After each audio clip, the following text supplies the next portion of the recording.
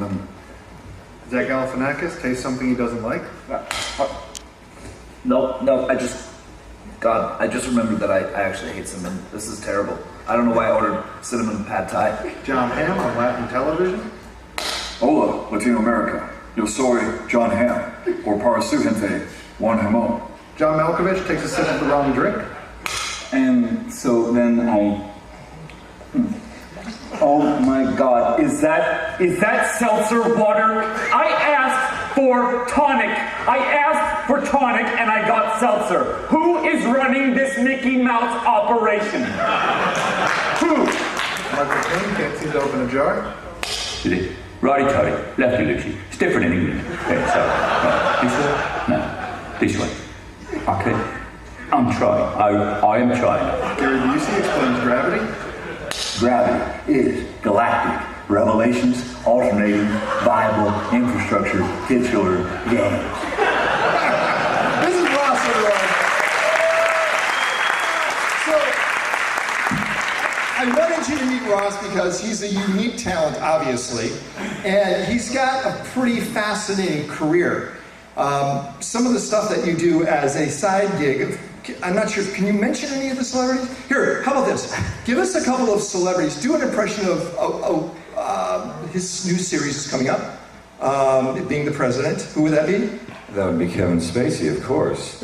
Well, I love that you mentioned Pay It Forward, one of my favorite films of all time. Thank you. It was a great experience working with Helen, of course. She's one of my favorite people of all time. And Haley, I haven't seen him in a while. What's that his name? Yeah, can you play him as Frank Underwood?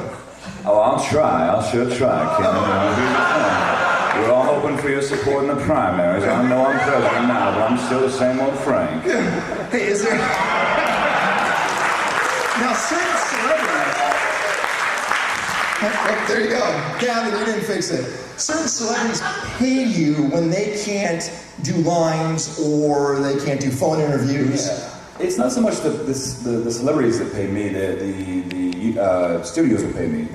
For example, if say a big actor is working on a big project or they're not available for whatever reason because of scheduling, voice matchers like myself will be hired to come in and do additional dialogue recording for said films. And it's usually because of scheduling more than anything else. And I did this for years before I got into The Walking Dead, and that's how I made my bread and butter. What would Harrison Ford sound like on something like that? I mean, God, for Star Wars, who here saw Star Wars? Yep. Show of hands. Great film, right? Didn't fare too well for myself, but you know what? Me and Chewie were back in action. It felt great. So what we did is we discussed this. Now, a couple of years ago, I think 3 years ago, we connected because your impression addiction video, intervention video, did insanely well. It's done real well. Matter of fact, your Vanity Fair videos are about 600,000 views now. Yeah, well, the other one, it's about 1.6, 1.7, yeah. It's unbelievable. Mm-hmm. So as you look at this, you can't just go off and do a voice of a celebrity without their permission. But I did notice you did an I think it was an AT&T commercial, and you were doing this voice. I was doing Matthew McConaughey from True Detective. Because I watched those AT&T commercials with the little kids and say, what's better, bigger or smaller? With Beck Bennett from SNL. And I thought, how funny would it be if Russ Cole from True Detective was shooting with those kids? And I thought it would be a real funny thing. So Did you enjoy it? No, because I didn't ask either AT&T or McConaughey, but I said, I didn't make any money on it, and it's purely for just for parody purposes. And I even had a disclaimer at the end there that says as much, so it's all good. So how do you take them to what you're doing? Now, here's the deal.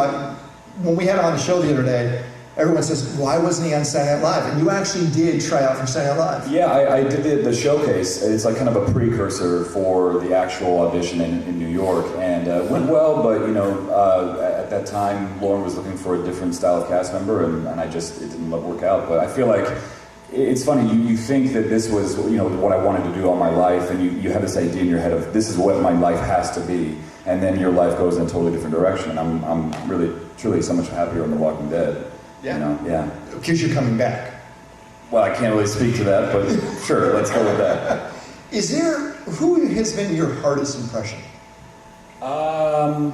Gosh, I mean, the Brits are tough for me, you know, because it's just so far out of my typical vocal range. But when I get it, I feel so giddy. Like when I got Michael Caine finally, because that was a tough egg to crash.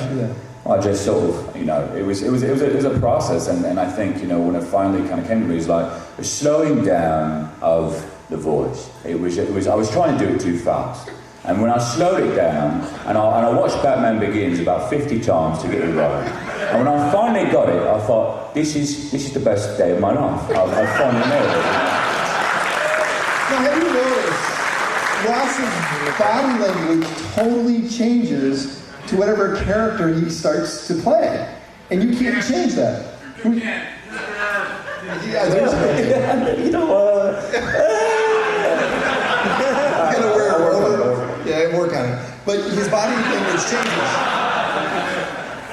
So, where can we help you? Because I have ideas. I have a lot of ideas too. You know, I've got some great projects coming up, and I'd like to, you know, truthfully, this is my first time here, and I'd like to meet all of you and see, you know, how we might. I think there's a real great union of tech and media that's happening, which is wonderful to see. I think there's also, you know, great room for product tie-in, product integration that's not done in a sloppy or you know, sinister way, to quote the previous segment. But I think there's a way to do that, and it makes sense. Last thing, and I hate to do this. No, you don't. No, I do.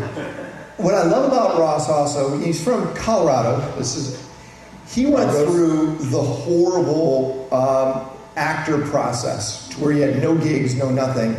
And for a short period of time, he was a lab rat. Not a short period of time. Most of my, for 8 years. 8 years? Yeah.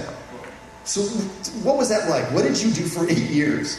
I did sleep studies. I did a lot of sleep studies like Robert Rodriguez. That's how he paid for El Mariachi. I did medical studies that they would test non-FDA approved drugs on me for MRSA, any number of things. And then you actually got MRSA. I did get MRSA a year later. Not related to the drug, I don't think, but who knows? But I wanted you to meet Ross. I thought it'd be a nice connection. He's a super great guy, insanely talented, and I just wanted to welcome to the community. So let's give it up for Mr. Ross McCollum.